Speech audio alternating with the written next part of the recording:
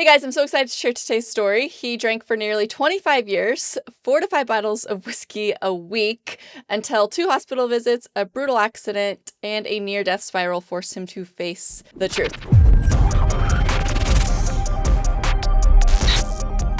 You just hit really exciting number, 100 days on Sunday. So what was that, 4 days ago? So 104 days ago. You quit Yeah. drinking. You mentioned you started drinking at 16. What do you think you were searching for back then? And then I want to get into all the nitty-gritty stuff in between. Mm, well, actually, I wasn't really searching for anything back in the day. These days, the legal drinking age in my country is 21, but back in the day, it was 16. And yeah, we go out a lot and drink. It's even though now, after years, of course, I realize it's a really legal hard drug. But when you're 16, yeah, you just go out, have a drink, have a fun time. Yeah, it wasn't really a problem then. Through the week, I go to school, and then in the weekend, I drink. Wasn't a problem yet. Yeah. So when did the drinking shift from being fun or social to something darker or necessary? Mm, well, I left my parents' house at 18 because yeah, me and my stepdad really couldn't get along, and a lot of fights and rules. And at one point, I had enough of it, and I went out in the world totally not prepared. And yeah, I was still partying and doing the work and not so much paying attention to bills and whatever. But yeah, soon that went the wrong way. I lost my job, but still went out partying, not thinking about the bills that will come, etc. So yeah, at one point I built up a really big debt, and yeah, I got kicked out of my house. And naturally, I went back to my parents, but yeah, they were reasonably wealthy at the time. They bought a new villa, but basically, when I knocked on the door, my mother said, "Wow, you're an adult, so go do your thing. Fix it yourself." And yeah, I said, "Well, remember, if you're not gonna help me, I don't want anything to do with you then." And she said, "Well, okay, okay." And she thought I was joking, but till my grandparents died and she passed away, I hadn't spoke to her for 12, 15 years. So I was homeless. And in the beginning, yeah, I didn't really have money. I remember the first night when I was homeless, I actually slept outside in the winter. Um, yeah, the first time is really crazy. It's new and it's dark. You're outside and every sound you're checking. Um, And it went on for a few times, and then I went to squat houses. Well, and the people back in the day squatting are usually like ravers, so a lot of drugs, a lot of alcohol. Then it started picking up a little bit. I was never really in the because they use a lot of speed, methamphetamines. I'm not. These are uppers. I'm not really from the uppers. I'm from the downers, so I drank a lot, and then I ended up in a homeless shelter. Then I got a little bit of money. We call it like a homeless welfare. It's just a small compensation you get. Yeah, and I was working on my debt and stuff, but there isn't really things to do. And yeah, what do you do to get past the time? I bought alcohol, not that much at the time, small bottle, and then I mix it. I would just sit down in the city, put my headphones on, listen to music, drink, and just watch the people. And I had to be back in the homeless shelter at 5 p.m. And also that went along for a while. But meanwhile, like alcohol is just building up slowly. Because you start small and you feel a high, but very soon you need more. Just so you drink more. Yeah, and that was only my 20 years. my years in my 20s. Sucked that I threw it away, but bothered me for a long time, but I'm over it. Um, Fast forward, because a lot of happened, but fast forward, but I told you I was homeless for on and off for 12 years. And one of these years, I ended up 1 year homeless in Austin, Texas. Then I had a work related incident and I wrecked my ankle. I was kind of screwed because I had to pay the bills, the rent. I already had a debt. I already spoken to all the debt collectors and made payments with them. But yeah, all of a sudden, I'm screwed. So at one point, I was like, "Fuck this!" I sold everything, bought a ticket to America, and I just went with it, and I just see where it would go.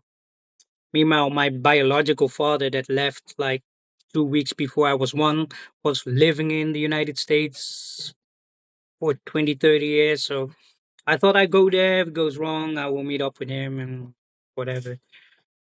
But as said, she wasn't really the girl that was on the photos, like not even close.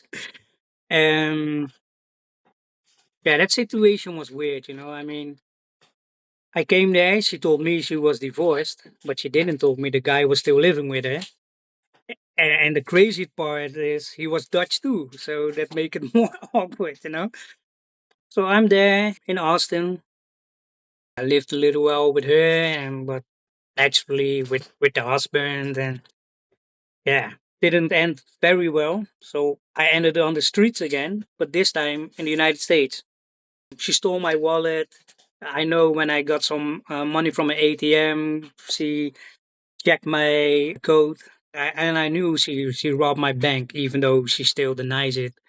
But I know it could only be her. So at one point, homeless in Austin, huge city, huge country, huge state. I don't know anybody there. No money. So for the first week, I slept in a park and with these playground parks, and one of these things had a tube. And at night, I go into the tube and then put one bag on one side and one bag on the other side. And then, yeah, I went downtown. And in Austin, 6th Street is like the street in Austin. It's full of bars, tattoo shops, and but 2 blocks next to 6th Street, there are two homeless shelters. And now it's one homeless shelter, but you had a shelter called The Arch, and then you had a crazy alley. And then next to it was the Salvation Army. So I went there, and the drinking came naturally. One time I bought something called peppermint schnapps. Oh. No idea what it no idea what it was. Oh I had man. no clue. And I didn't have the tolerance that I had until a few years ago. So I drank that, but it was in the summer in Texas. It's super warm. And I drank it. And last thing I remember is I was in that crazy alley because it's between two homeless shelters. So there's day and night activity, all kinds of weird people. And I wake up and I'm behind uh, a garbage can, and somebody put a blanket on me, and I look at my leg, and I was bitten by something. When I went to the doctor there or the nursing post, they say it was a bite from what was it, a brown recluse. I still have a scar on my leg because it eats the flesh away. So at one point, every day I had to go to the nursing post in the arch in the homeless shelter, and they would clean it out and wrap it. And at one point, it was like this deep. All my tissue was just rotting away from that spider bite. So I'm like, what? Um. Meanwhile, I still kept drinking. 6th Street. I met a girl on 6th Street.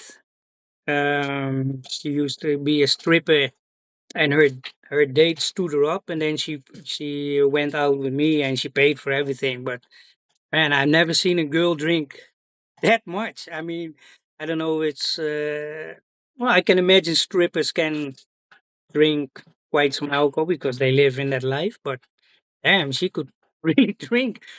Yeah, I was totally wasted. I ended up somewhere in a river at the riverside in Austin. No idea how I got there. No idea where I was. I had to take the bus back.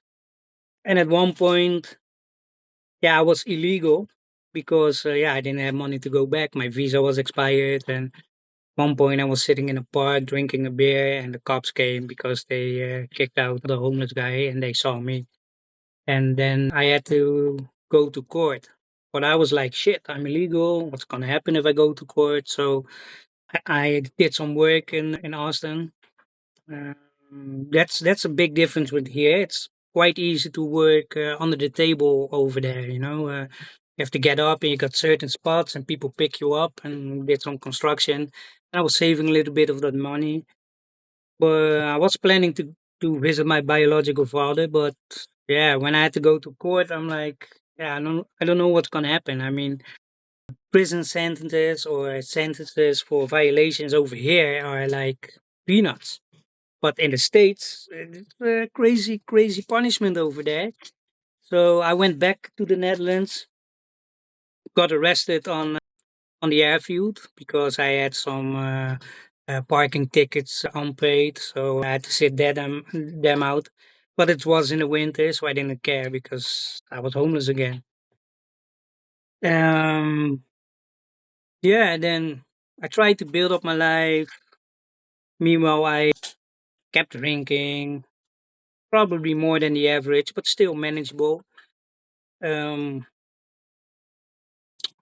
I had a house, still the house where I am now. But when it really got like downhill was in 2019. Both my grandparents and my mother died in the same year. And my grandparents were everything to me. My mother, well, didn't really have a connection with her, but she passed away because she was depressed from my stepdad passing away in 2015. And what I've heard, she was a very heavy alcoholic. The family back then told me they found her multiple times, passed out in the hall and passed out in her home. And at the end, she didn't want to do anything anymore. No, she didn't want to eat anymore. But I can only imagine going through withdrawals myself multiple times. I mean, she drink also the big bottles, but she's way shorter and way skinnier than me. So I can only imagine the effect she had. And she was in a hospice. And yeah, she was obviously in withdrawal because she was sweating and a little bit of shaking and she didn't want to eat. And so I went there 2 days before Christmas. So I went there and I really wanted to say a lot of things to her because I had a lot of build up frustrations and things that I wanted to say. But I was like, she's in hospice. People in hospices don't go there to recover, they basically go there to die. So I was thinking like, yeah, I'm not gonna bother her with all that stuff in her last days. So she said before when I went away, she said, "Are you coming to visit me again?" I'm like, "Sure, if you really want to." She said, "Yeah, I would like that." So I gave her a kiss on the forehead, and then I went home, and I was thinking, well, maybe I should come with Christmas. And the next day when I woke up, I turned on my phone and I saw a lot of missed calls, and I already knew, like, the same night that I visited her after 10 years, she passed away. Uh, so I already was dealing with the death of my grandparents, which at great ages, like 92 and 89. Um, and they always lived a normal life. My mother really, yeah, she liked to drink a lot. Um, yeah, and I had to do all of the business, sell the house, take care of all the insurances, the funeral, all that stuff. And then when I had time to deal with it all, because I really hadn't deal with the passing of my grandparents, my mother, because I had to do a lot of stuff. Then I got super depressed. Um, I had some saved up money. I was about to build an RV and travel, but then COVID came. And yeah, the only way that I was able to travel if I took a vaccine and a vaccine passport and da. I really didn't want that. So I didn't go, but I got super depressed. And then the alcohol really started flowing. I mean, it was almost like drinking till you're totally fucked up. Recover one day, start again. And in the end, it was non-stop 3 4 days, one day recovery, 3 4, it's crazy. And the blackouts getting worse. And when you're young and you drink a lot, the next day you have hangover. Yeah, you can sleep till 5 o'clock in the evening, and then you have a little bit of a hangover, and that's it. But when you drink for so long and so much as me, you don't get hangovers. You go straight in withdrawal. Oh my god, and it's terrible. Like heartbeat going up and down, up and down. I had very bad tremors, like couldn't even walk. I was like shaking like crazy. And then the paranoia, like, oh my God, I'm gonna die. I'm gonna get a heart attack. Oh shit, that constantly checking. It's no fun. Yeah, and at one point, got more and more. I ended up in the hospital. Um, I realized I did a suicide attempt. Didn't really look at it like that, you know. I mean, I used that like a whole strip of Valium, and at one day I was just like, you know what, fuck it all. I took the whole strip of Valium, took a bottle of whiskey, downed it, and I'm like, fuck it. But fortunately, I woke up, but that was the worst day ever because I get withdrawal from the alcohol, I get the effects from the Valiums. So it was a very bad day for me then. Did you Yeah, did yeah. did you attempt a few times? Well, not like a whole strip, but multiple times I took a bunch of Valiums, and I did some research after it, and yeah, everywhere it says don't mix it because it's very dangerous because you can go in cardiac arrest, you can stop breathing, but you don't think about these things when you're drunk. You know, you're like whatever, and yeah, the blackouts. I mean, it becomes so normal that you don't really think about it. That it's actually super bad that you're getting blackouts. Waking up, I have to read all the chats on Facebook that I did in the night, and I'm thinking, oh my god, you know, because then I go online, and then I check the Facebook Messenger, and if I see the green dot, which means somebody's online, I just click them, just type whatever came into my mind, no filter and whatever.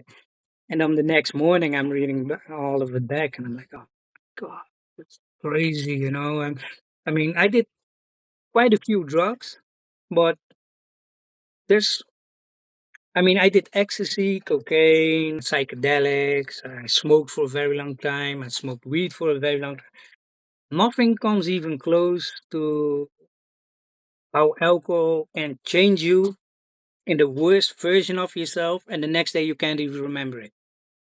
I mean, I did ecstasy. I mean, ecstasy is a typical Dutch product. We're a small country, but we were like the number one exporters of ecstasy. So it was available everywhere, especially in the 90s with a lot of hardcore parties and raves. But of course, you're a little bit different. You're like super energetic and you love everybody. But the next day, you still remember what you did and everything. Alcohol, I mean, I did a lot. I always Google a lot of things, do research, and like alcohol has more death related incidents than crack, heroin, and I don't know, other drugs together. And of course, like fentanyl these days have way more overdoses, but like death related. So not only overdoses, but domestic violence, traffic accidents. You could kill your whole family if you're super drunk, and the next day you won't even remember it. There are not many drugs that have that effect. It's crazy. So yeah, uh, at, at the end, I was just so super tired of the withdrawals. You know, the withdrawals getting worse and worse and worse, and it takes me longer to recuperate. Yeah, and the last time when I quit, like the withdrawals, uh, nobody talks about these withdrawals, you know. And I did literally like hundreds of attempts to quit. I mean, what people don't realize, when you're addicted, you have your consciousness and your subconsciousness. And you think, well, it's both me, but it really isn't both you. Because I wake up a lot of times when I go to work and I say, okay, today I'm not going to drink. And then when I'm back from work, the other voice says, oh, well, fuck it, let's just go. And it's everywhere. In 5 minutes from my house, I can go 6 stores. If the regular stores are closed, I go to the night shops. It's crazy. And yeah, I'm done with it. Took me a lot of times. I'm in these Facebook groups and I read a lot of people that relapse and feel bad and why can't I stop? I've wondered myself that the same thing. I mean, I see a lot of people, like even famous people. Take Steve O. This guy He's used to be sober. like an infamous Yeah. alcoholic, and he claims he's sober for years. And I'm like, how the hell is a guy like that stay sober for so many years? I couldn't grasp. Yeah, I couldn't get it. I know when I heard he If was you when I heard he was sober, I was like, Steve? Okay. yeah, Steve O or like Eminem Yeah. or a lot of famous people that were infamous with alcohol and prescription drugs and shit. And I couldn't understand it. Even people in the Facebook groups, you know, like alcohol Facebook groups, then they type, "Oh yeah, today I'm 5 years sober," and I'm like, 5 years? How the hell do you do that? I can't even stay sober for 3 days. And I had the attention multiple times. As I said, I wake up, okay, I'm gonna stop this time. And then at the end of the day, my subconscious is like, well, yeah, just fuck it, just let's drink. And then yeah, then you fall back for weeks. And then again, you're like, oh, I'm fed up with it. I'm gonna quit this time for real. And I'm walking Jax, you know, my dog. I'm walking him outside, and I feel my heartbeat going up and down, and I'm paranoia. And I'm like, okay, oh man, I don't want to feel like this time. I'm really gonna quit for real. And I absolutely meant it, and felt like I'm gonna quit in the moment. And then at night, when I get depressed, when I think about my grandparents, when I think about other shit, and when I think, oh my God, I wasted 20 years of my life, I ain't gonna get it back, or what's the point? What what future is left? I want to do so many things. I don't have the money. I'm getting older. Oh, well, fuck it, drink it, and then you get loads of dopamine again, and you feel. Especially, it's really nice if you have ADD. It's silence in your head, you know, it's quiet. Then like it's quiet, I don't have to think about anything, and the dopamine makes you like feel awesome. Yeah. And then yeah, then comes the other steps, blackout, next day withdrawals, then then I'm walking my dog and saying the same shit again. Okay, I know I said it yesterday, but damn, I don't want to feel like this anymore. I'm shaking. I'm like, I'm gonna quit today for real, for real. And 2 days later, well, yeah, you can have a drink again. That little voice fall back again. And yeah, last year, I, I didn't care about life anymore. You know, I mean, I have no more. Well, I have family, but I don't have contact with anybody. I mean, I'm the oldest in both my families. I'm already the black sheep, but one family is they do all very well for themselves. You know, they did good education and stuff. But the other half of my family, all addicts, all alcoholics. The grandfather I never knew was an alcoholic. My biological father had what's the English word? A brain aneurysm because of the drinking. So he's half-sided, paralyzed, but he still sneaky drinks. I heard from my cousin. When he goes to the kitchen to get a coffee, he sneaky pours down some alcohol. I had an uncle and an aunt that were both passed before they turned 30, both an overdose. My nephew is quite addicted to ketamine. Mm, yeah, it's just bad genes from that side of the family, and I can't blame the genes, obviously. I mean, but yeah, if I believe the research has proven that you're more, what's the word? Yeah, you're more susceptible to get addicted to something. It's no excuse. I never used any excuses for my alcohol abuse, but yeah, it's One of the books crazy. one of the books that I'm reading right now in the realm of hungry ghosts, he and I've been talking about this a lot in my posts lately cuz it's a phenomenal book, but he mentions that addiction is not a choice, but an attempt to solve the problem of pain. Yeah, I think so. I mean, I think most most people start with, well, it's fun, and I mean, it's so socially accepted, especially like, for example, birthdays. When I used to live at home, birthdays, my stepdad had a lot of brothers and sisters, so when you're young you have to come with. And it was always the same story. All the males in the family drove to the birthday, and all the female drove back, because everybody would drink lots of beer. I mean, the Netherlands has a couple beers that are famous worldwide. Yes, when you grow up as a kid, everybody used to smoke also back in the day. Everybody's smoking. Everybody's drinking on birthdays, on wedding days, even even on Funerals for when people that somebody die of passed away. alcoholism. Funerals. Huh? I was just going to say at funerals of people that die Yeah, from funerals. alcoholism.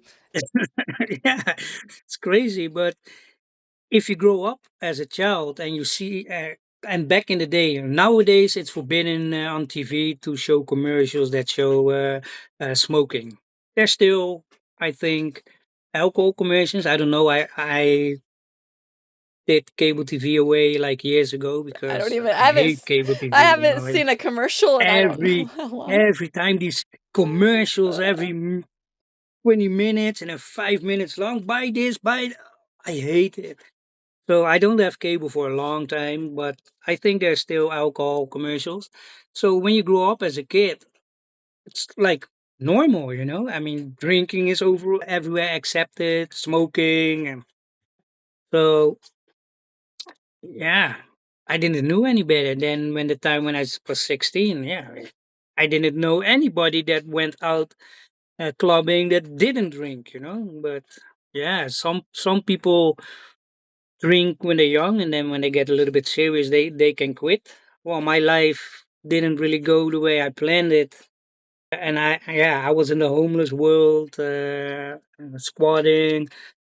Yeah, I stayed in a world that drugs and alcohol were heavily taken, and if you have a normal life, you still have the alcohol when you go to a birthday or whatever, but not every day, everywhere. So you're probably more susceptible to alcoholism because the environment you grow up. But yeah, for me, at the end, a lot of pain. I mean, I see a lot of people die when I was homeless. People that I spoke and were close with, I spoke one day, next day they find them dead somewhere. Yeah, my grandparents, my mother, in the same period. And yeah, I got a lot of pent up frustrations that I never really had a dad. It's a big It's frustration, a because you it's a see a big lot of friends that are close, have close with their parents, and the parents were always there for them and help them. I don't know that feeling. My parents never told me, for example, that they love me. Um, Back at the day, I didn't think that that would really affect me. I'm like, whatever. But when I grow older and all my friends now are at the age that they have kids and they say they love them nonstop, and I see how much love they gave them, and I'm like, "What? It's crazy." So a lot of these small things that really irritated me, and yeah, the only solution that helps is alcohol. Quiet for a couple hours because you know as well if you're ADD. I mean, ADHD people are like, oh, they're like busy in the body. I'm not super busy in my body, but My mind. never quiet in here. It's Mhm. like, so yeah, yeah, probably to get it silence, don't feel the pain. That's why being sober is such a weird experience. I mean, for most people, it's a normal thing being sober, but for me, it's like, this is crazy. Like 104 days. I haven't been sober for like 2 weeks for the past 15 years, and now I have to deal with pain. I don't like it. Yeah, It's very hard. It's very tough to stay sober. That's what I can say. A lot of people can't really imagine, and they talk really easy about it. Oh well, you don't have to be so worked up about it. It's not that bad. Ooh, I'll try it. It's hard. I mean, I might not look like it's hard. I might not act like it's hard, but from the inside, for me, it's hard. it's hard. I mean, the dopamine system, like, of course, you have to withdrawals in the beginning, right? You had probably the withdrawals, and then for a short amount, you're like, oh, I'm doing okay. And then around the 3 4 months, you got, what pause is? PAWS. Oh, yeah. Yeah, nobody told me about that. So even till 2 weeks ago, at one point, because I'm really busy, I'm working on my online projects. I got a lot of hobbies I want to do. I got a lot of goals, and all of a sudden, I didn't want to do anything Right. because I didn't feel anything. I mean, I'm used to dopamine. I go work out for an hour, and when I work out, I always, just like alcohol, I go to the max. But normal people, when you work out, your brain releases a small amount of dopamine. So then when you're done with your workout, you're like, I did a workout. I didn't feel anything. I get frustrated. Like, whoa, my system is totally recovering. So the issue I had is like cortisol is your stress hormone, like fight or flight.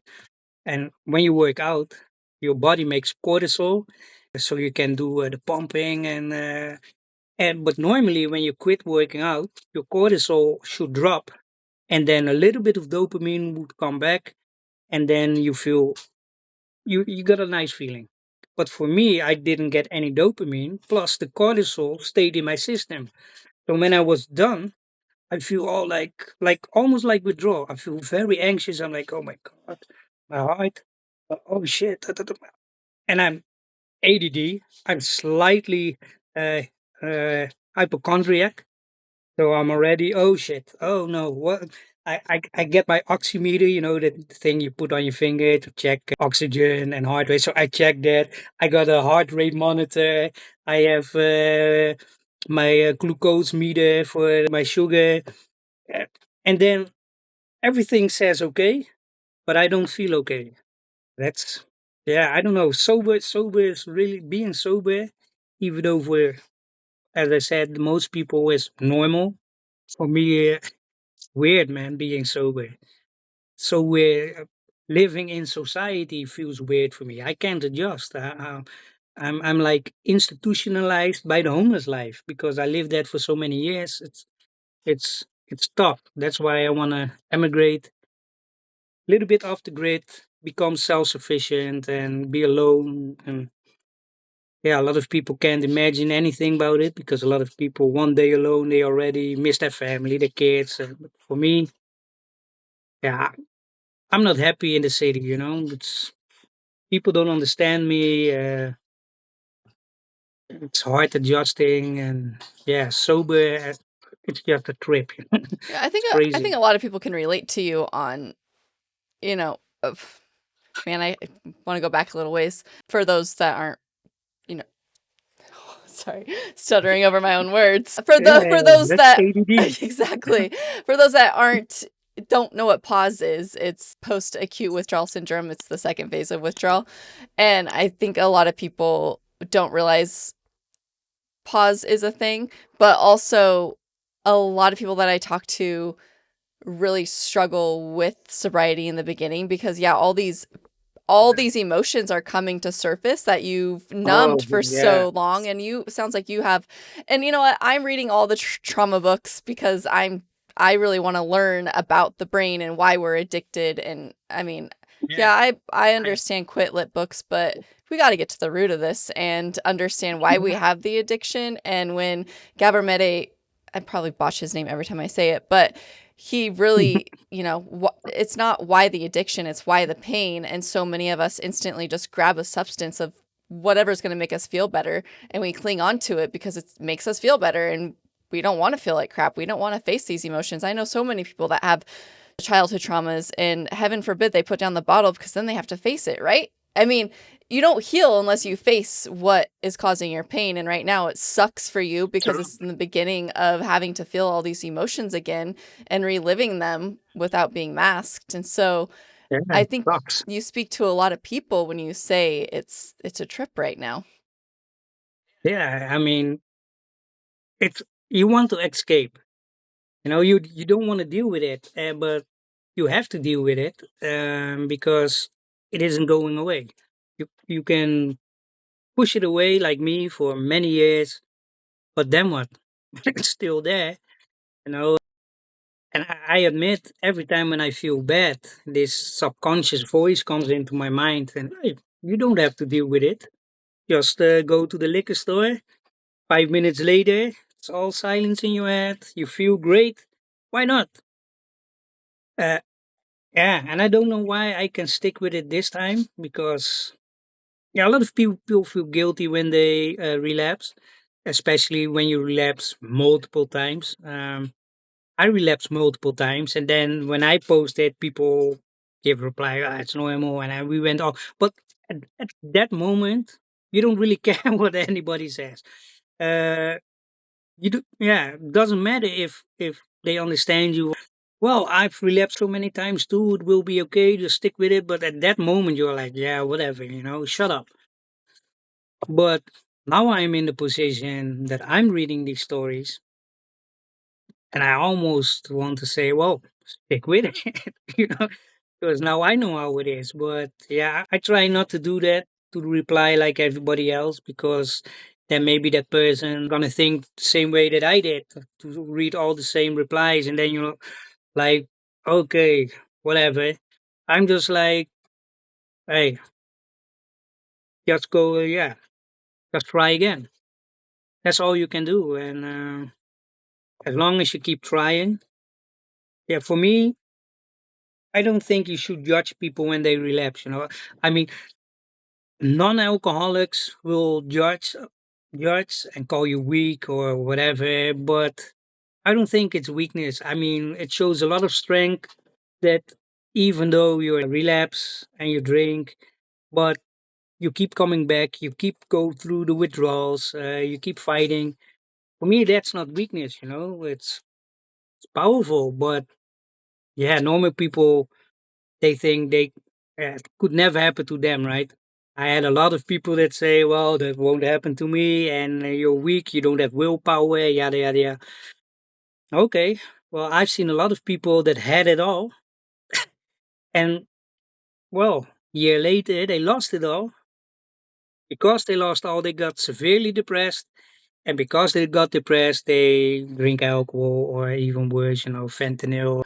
Luckily, my country don't really have a huge problem with fentanyl, but I watch a lot of documentaries, and I know it's a huge problem in the states. Um, Even when I was homeless in the states, they didn't really have fentanyl. It was just the regular drug. But yeah, but I've met people that were like millionaires. I know one guy that talked like that, and he had it all: big house, cars, vacations. But he lost his wife and kids in a car accident. Totally wrecked him, and not wanted to deal with it. He went to the drugs. So yeah, it can happen to everybody. Drugs and alcohol don't discriminate. So that's why I probably want to do a podcast, not only alcohol, but also for people that have experienced the homeless life and the struggles, because I really know about that. I used to be that guy, and yeah, I don't know. That's also the reason why I agreed to this podcast, even I'm not really happy about my feet at the moment because of the accident. But can you tell us about that accident after? oh my god, that's such a stupid accident. Actually, I was going to the pharmacy to pick up medication for withdrawals, but I drank the night before, and the day after I wasn't really drunk, but I still felt that looming feeling when you drank the night before, and I had withdrawals. So I was cycling on my e-bike, and I went over a speed bump. But then there was something, an object on the road that I really didn't pay attention to. So my my front wheel went over that object, so my steering wheel went to the right. But the curb, normally if a curb is low, you just go over the curb and that's it. But this curb was very high, so my steering wheel went to the right curb, but because it was high, it directly went to the left curb. So my steering, normal your steering wheel, you hold like this, and now it was like that, and I dive headfront. Well, you seen the photo. I dove like straight to the ground on concrete, totally smashed my side here and wrecked everything from my knee to my foot. Everything was bruised, sprayed, and yeah, I tore my ligaments and it was bad. But because I dove head first, I gave the concrete a kiss and it broke most of my facings in my mouth. And that stuff is super expensive. And well, as I told you in the email, uh, like uh, physically, I'm feeling, well, I can't say great yet, but I'm feeling decent. But my life still at the moment is, oh, see, I was gonna bother me, distract me. Yeah, We like dogs. but yeah, it's but yeah, now I'm again in debt because yeah, when I had that accident, I lost my job. A couple months before that, I had a DUI on a scooter, but I wasn't even like drunk. There is something that they call like in Dutch is like rest alcohol. So what I learned, because when you get a DUI over here, you have to do a uh, you have to go 3 days to a class which you have to pay for yourself. It's like $1,400, and the majority that they will tell you, you already know. Alcohol is bad, this and that, but they also explain the time you have between drinks. So every standard glass of alcohol takes about, I think, an hour and a half before your liver has processed it. But if you drink and you feel sober, but there isn't enough time for your body to process it, when you have to blow in the meter that cops have, it will show that you have drank alcohol. And that happened to me. So I lost my license. Then after the last accident, I lost my job. So again, I'm in debt. My teeth are fucked up. I recently got my license back. But yeah, I'm starting again from scratch. Only only this time I will be sober. I will be back when I'm a year sober. I'll be knocking on your door again, and then I'm sure my teeth will fix and life will be much greater than now. But yeah, it's difficult because I got so many triggers. I only have to happen this, and that subconscious voice already. Well, yeah, fuck it, let's just drink.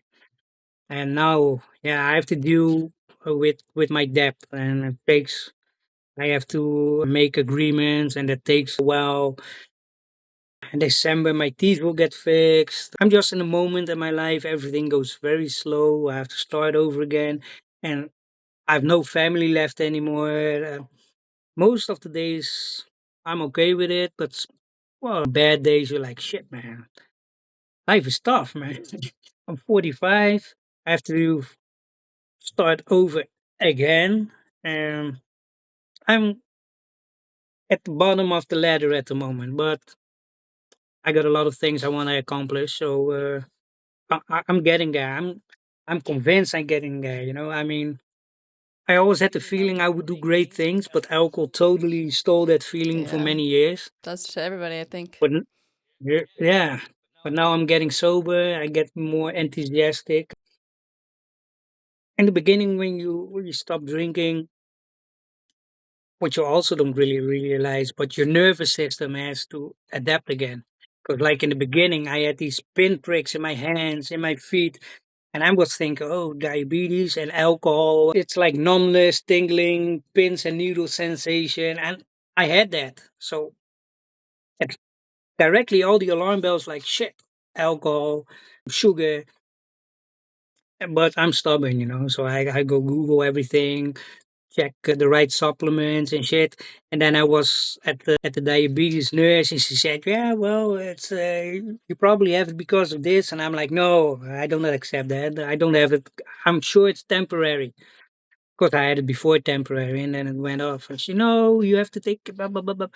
But now I'm taking a whole list of carefully researched supplements, and it's gone. I So feel wait, good. you're type 2. You have type 2 diabetes, or Yeah, yeah. I'm currently trying to force it to get in remission. That's why I'm super annoyed with a lot of these diabetes experts on these Facebook reels. They say, yeah, you can reverse diabetes. First off, it's not reversible, because if you can reverse it, go eat unhealthy again and see what it does with your blood sugar. Then it will come back. But you can put it in remission, but you have to eat very strict. Well, not super strict, but you have to make different I know choices, someone. take certain supplements. I did a podcast with someone, gosh, a year or so ago, and he quote cured his by quitting drinking and doing carnivore. I don't say it's bad, but too much. Too much red meat, for example, can lead to all kinds of cancer, But especially colon but so cancer, can that kind of drinking. stuff. So can drinking. Yeah, Is yeah, it? so can drinking. Yeah, But I'm sorry, I don't want to interrupt you, but it's so funny that everyone out there cares so much about what they put in their body, but they justify putting yeah, of course, alcohol yeah, in their body, and alcohol causes cancers also. yeah, yeah. But I think alcohol is one of the most destructive drugs because it damages your brain. Luckily, I have a big head and a lot of brain, so can take the damage. But it damages your brains, it damages your heart, it damages your kidneys, it damages your liver, it Colon, damages your pancreas. colon, Every pancreas, like fucking yeah, major organ yeah, gets affected by heart. alcohol, and the worst thing is it's legal. It's great. I mean, cocaine But does don't less but don't damage. eat the red meat and don't drink the milk and don't eat the dairy and don't take this and that, and it kills me. I'm sorry. I go off track, but Yeah, I just or don't use these come on, pants, don't use this sunscreen, but yet go yeah, yeah. It's just a lot, but I say don't. I'm not saying don't eat it. I eat it, but too much of oh yeah, anything is bad for yeah. you, and the same with red meat. Eat red meat, but also diverse it with eggs, with fish, Other protein sources, avocados. yeah. Yeah, yeah, I mean, for years they said egg is bad for you. Now they did a lot of research about it. They actually took a group of people with diabetes and they fed them 4 eggs every day for a couple weeks. Zero impact on anything. So My yeah, husband eats 5 uh, eggs every day and his blood always comes he's healthy. yeah, because it really doesn't have effect. Actually, they used to say like the egg whites are good, but the yolk is bad. But now they come back from it and they even say, well, in the yolk there's a lot of essential vitamins Yeah. and minerals and whatever. So yeah, I just do what feels good for me. I have to adjust a little bit because of sugar. So I'm trying to cut back in the carbs, like till 30 grams a day, and then eat a lot of vegetables, a lot of meat. But yeah, that's a whole different challenge. I mean, alcohol took me a while. Same with food, because when I'm walking in the supermarket, I see donuts and cake. Oh my god! I mean, that's not only have I bad genes for substance, I have the same with bad eating. I mean, in that family with bad genes, if it's not drug, they are all overweight because it's either drugs or eating. With me, it used to be both. So for now, I'm done with the alcohol. Now I have to work on the food thing because yeah, I love donuts, I love the sugar, but it's not very wise for me to take it. But I'm also getting there. When I talk to you, when I'm a year sober, I'm confident because I work out a lot now. I already lost quite a lot of weight. So yeah, as I said, I want 2 3 years max. I want to travel around with RV for 1 year, and then I will emigrate to yeah, buy some land and house and become self sufficient and take more dogs and more Get some pets and more animals. chickens. Yeah, Yeah. people will probably be laughing when they see it when I get there. Well, this guy, that used to drink a lot and party a lot, and now look at him. He's a fucking farmer. Yeah, well, I want the peace, and I can't get it in the city. Yeah. I agree. Nobody understands me here. I understand you, but I come from a Yeah, yeah, very of rural course. area. So, Yeah, but I mean, just if you're in society, the majority are not ex-alcoholics. So yeah, they don't understand you on a lot of levels. It's difficult. Well, for me, I don't know, can't speak for anybody else, but for me, it's very difficult. Also, with my homeless past, it's very difficult for me. Yeah, to deal with it. I don't like society, to be honest. Yeah, probably how life made me. I don't know, but it is what it is. I try to do my best. I'm healthy. Maybe I get lucky in love one of these days because I've been like single for 7 years. It's a long time for me. I used to have girlfriends, date a lot, but yeah, for the past 7 years or 6 years since 2019 when my grandparents and I was really bad. I didn't really think about these things because maybe I wanted to say which woman would have me, but probably some would have me in that state, but it was more for me like I can't be there for a girl or woman if I don't love myself. I mean, I hated myself. I was very negative. Yeah, I can be egoistic. Well, I need a girl in my life, but that's just yeah. Then you're egoistic. I want to be the best version of myself before I get into a relationship. And I'm not there yet. I'm working towards it, but yeah, maybe one day. But also, if it doesn't come, I don't mind either. I mean, I'm very good at being on my own. yeah. So yeah, It's what I tell a few people that I coach because men and women, like, you have the chance to work on yourself right now while you're single. And then when that time comes, you will be the best version of yourself. So then you get to be a little bit choosier when you go to find someone if they're not you know, if you can be picky, right? I mean, you can be picky regardless, whatever. But, you have more self-love, so then you won't deal with as much crap, I guess. If that makes sense. I mean, you have a chance yeah, to work on yourself, heal yourself, become the best version of yourself right now. And then when the time is right, it'll be the right time, right? yeah. Because now I used to be the guy that caused the drama. When I look back at it, I lived for the drama because I know it would trigger the other person to reply to me. And now I can understand why. Yeah, I broke up a lot of relationships because of that. Because yeah, who wants a guy that causes so much drama? And now I'm at the point that if I going to meet somebody, I have almost like zero tolerance for drama. You know, I'm very easy to let go. If I like a girl and we are maybe a month together and everything goes well, and all of a sudden she does a 180 and a lot of drama and this, I'm very easy. You know what? Fuck this. Bye. You know, and sure, maybe one day, maybe a day, I'm thinking maybe I shouldn't have done that because when you're a Taurus, ADD, Dutch, this first and then later, maybe I should have handled that differently. But at least it's pure, right? Might not be, might not be perceived like that at the moment by the other person. They probably think, man, this guy is an asshole. But I didn't lie. I was honest. Only, yeah, it came out a little bit bad. But yeah, I don't really think about it. I mean, if it happens, it happens. If it doesn't happen, I got Jax. You know, Yeah, your dog. you haven't seen him yet, right? No.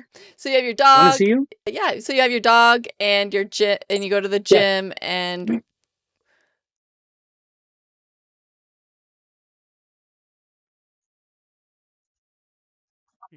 oh. Wow, he's a big boy. Yeah, it's American Bully. Yeah, and I'm also glad. I mean, when I I'm going to say I envisioned you with a dog like him. yeah, he's a super kind and friendly dog. They get a bad name in Europe I think because of I think it, shitty I people. think that any of the You bully know. breeds get a bad name. My friend has she's had 3 pits at one time and all of them were Mm. absolutely amazing. But digressing. But so you've lost weight, your health is getting better, you're happier, you're working on loving yourself Yeah, and, getting to the yeah, the gym. feelings are getting back.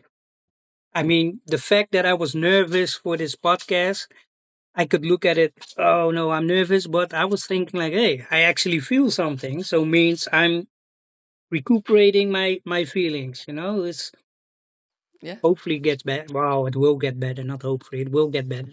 So if someone's listening tonight and they're struggling with, the ups and downs of the beginning of sobriety, early sobriety, what would you tell Yeah. them? What would I tell them? Um, phew, I know you always ask that, and a lot of people directly have an answer. But yeah, what would I tell them?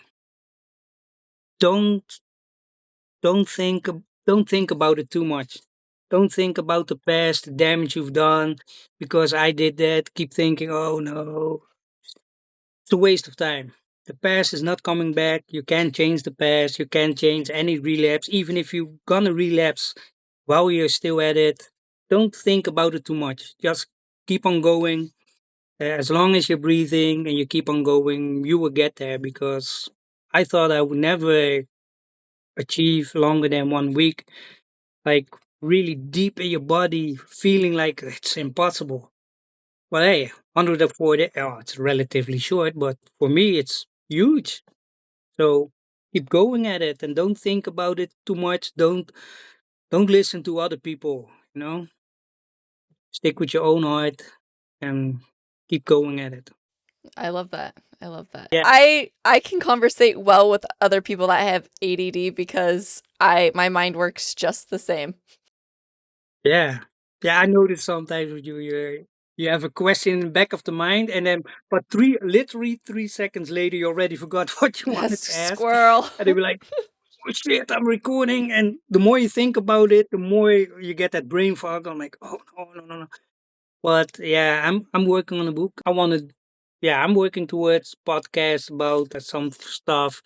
I'm working towards a website where I try to inspire people that even if you're beyond 40, or it's also of course people that are younger, but it's never too late to change it around. I mean, I used to be overweight. Last year, my liver values were 3 times as high as now. Um, I did blood work a couple weeks ago. Everything went back to normal. It's crazy. Good. I was like, what? all my needles, pinpricks are gone. So yeah, I'm gonna make a website that I'm gonna post on there, like losing weight, some real stuff about diabetes, because all these marketeers sell a lot of bullshit.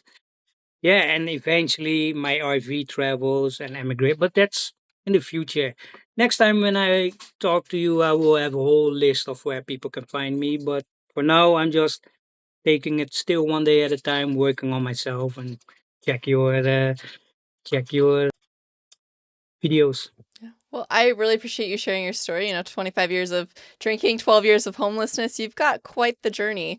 And we didn't even touch on probably a quarter of it, but Yeah, we have to that's like but but that's why I wanted to write a book so I can, because that's I so really highly recommend In the Realm of Hungry Ghosts by Gabor Mate because he really deep dives into that what you just said. And I mean, I don't want to it's a whole nother 10 minutes or more. yeah. But thank you for being here. I really really appreciate it. And when you get your website up, we'll have to post it somewhere.